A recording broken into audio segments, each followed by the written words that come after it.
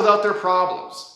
But being the only 2 years of the VQ37, the 3.7 liter naturally aspirated V6 Infiniti Q50, they're still pretty sought after, even in 2025. So it's not surprising that I still get questions on a regular basis of, I found a 2015 with this many miles for this much money, is it worth it? I found one with this many miles for this much money, but it has this problem or that, is it still worth it? Let me try to clear it up for you.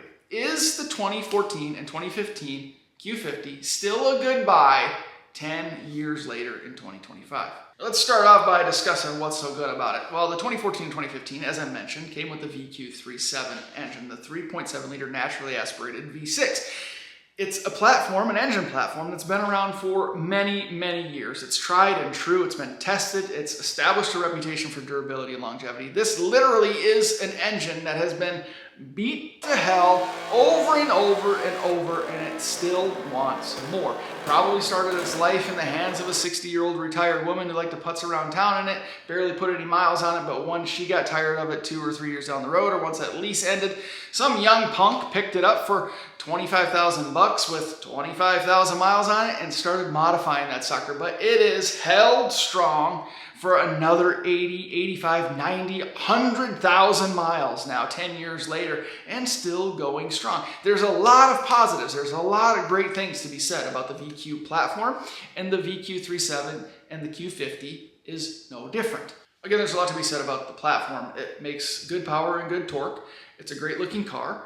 So it's fun for enthusiasts, and it's good for people who are just looking for a decent daily driver, maybe a commuter now at this point that they're not worried about putting too many miles on, or maybe the first car for their high school student, for example. Now that it's got a little bit higher miles, it's got some age on it, it's still a good looking car that's going to impress their high school friends, right? But it's still gonna be safe, it's still gonna be durable, it's gonna hold up for the most part, and you can find them for relatively cheap. Chances are though, if you're watching this video, you're probably looking to get a Q50 to modify.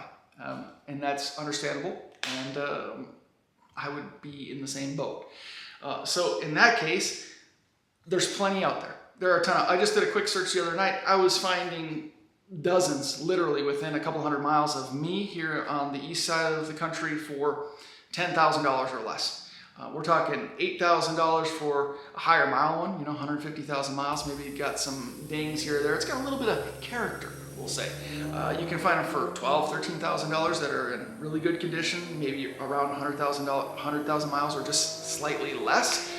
We can find some that people are wanting high teens, low 20s for that are pretty heavily modified, maybe carbon fiber fenders, maybe a nice paint job or really good condition paint, nice tasteful modifications like suspension upgrades, braking upgrades, and things of that nature. I think in a lot of cases, those are probably still overpriced. They're worth what somebody is willing to pay, but for the mass public and those of us who are looking to modify something on our own, probably not willing to pay $25,000 for a 2015 Q50 with 75, 80,000 miles on it that somebody else has already modified, right?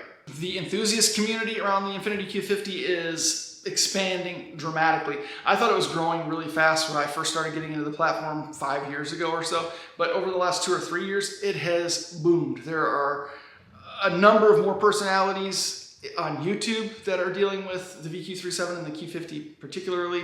There are more Facebook groups that are popping up. There are more forums, believe it or not, that are still around and active around this platform. Aftermarket support is getting better and better and better if you're talking about steering wheels, carbon fiber parts, lighting accessories and upgrades and things of that nature. Endless. There's a plethora of opportunity out there to make a Q50 your own, add your own styling touches and things of that nature. Lots of wheels available. It has a great bolt pattern and has nice front fenders and rear quarters that can take a wide range of wheel and tire packages. So really, opportunities are endless for, again, adding your own personal touches and making the car your own. And there's a lot to be said about that. Speaking of aftermarket support, there are a ton of parts available for these things. Again, the VQ37 has been around for many, many years, so there are a lot of replacement parts out there, both OEM and aftermarket. Again, community support is fantastic and ever growing, so there's no shortage of information out there. There are some really great companies like Z1 and Concept Z that are more than happy to help solve problems or address upgrade questions. And really being a Nissan-based platform, relatively inexpensive to maintain, quite honest. And because they're so durable, I don't want to say problem-free, but essentially they are. I know a lot of people will talk about the transmission valve body failure issues or the rear diff bushing failing, which if it hasn't already is going to like tomorrow. And these can be expensive fixes, but you have to think about this in the grand scheme of things. These valve bodies might be failing around 75, 80,000 miles. Some happening maybe before that. Your rear diff bushing failing maybe at 75, 80, 100,000 miles. But that's it. There really aren't that many other big issues. Okay, the blend door actuator goes out. Okay, it's 30 bucks and you can fix it yourself in an hour or two, right? The radiator fan module might go out so it makes the fans run all the time. I have a video on that. Cheap part, 15-minute replacement. I mean, these are things that most people can do with basic tools in their driveway or in their garage. You can't say that for a lot of modern day vehicles.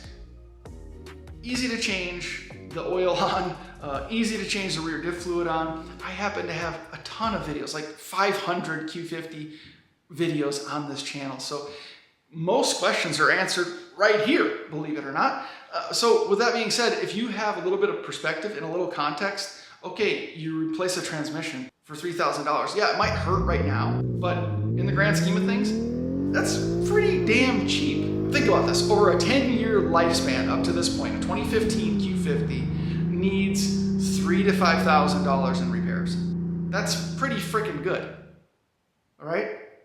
I mean, $500 a year maintenance, if you think about that, spread over a 10-year period, no car, no vehicle is that cheap to maintain over a 10-year period, none. Fuel mileage, they don't get great gas mileage, but if you maintain the vehicle, you make sure your wheel bearings are good, make sure your fluids are changed, make sure your rear diff fluid is changed. Fuel mileage, you should be getting, anywhere from 19 to 23 miles per gallon with mixed driving in these things. They don't get terrible fuel mileage.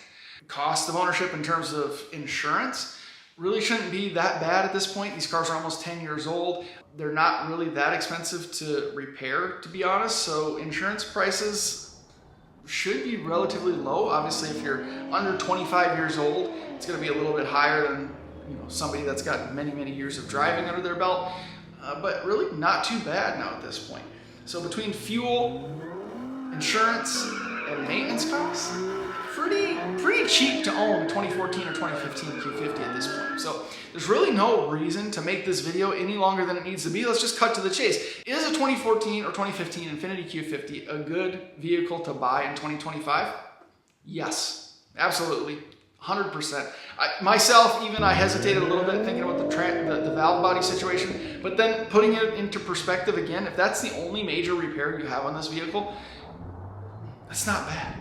That's not bad at all. There's a lot to be said about a vehicle that can go 10 years and you only have $3,000 to $5,000 in maintenance or in repair costs in that time period.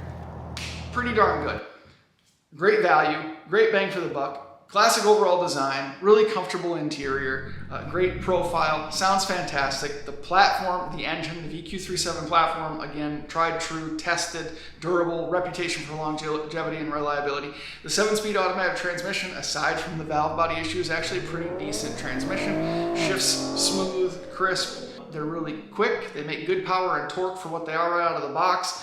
They're a great value, a great bang for the buck these days. Prices are coming down as the market sort of equalizes again. You can find them for, I would say, decent ones from $10,000 to $12,000 at this point, with clean titles, relatively low miles, and in good shape. You're not going to find much more car for the money than that. So yeah, with that, a 2014 or 2015 Infiniti Q50 in the year 2025 is still a good buy. If you have any questions, leave them down in the comments below. Happy to get to every single one of them as quickly as I possibly can. We may even make a reply video, so keep an eye out for those. Appreciate you guys watching. Appreciate the continued support up to this point. I hope you'll stick around and subscribe if you haven't already. We'll see you in the next one. More stuff coming. Peace.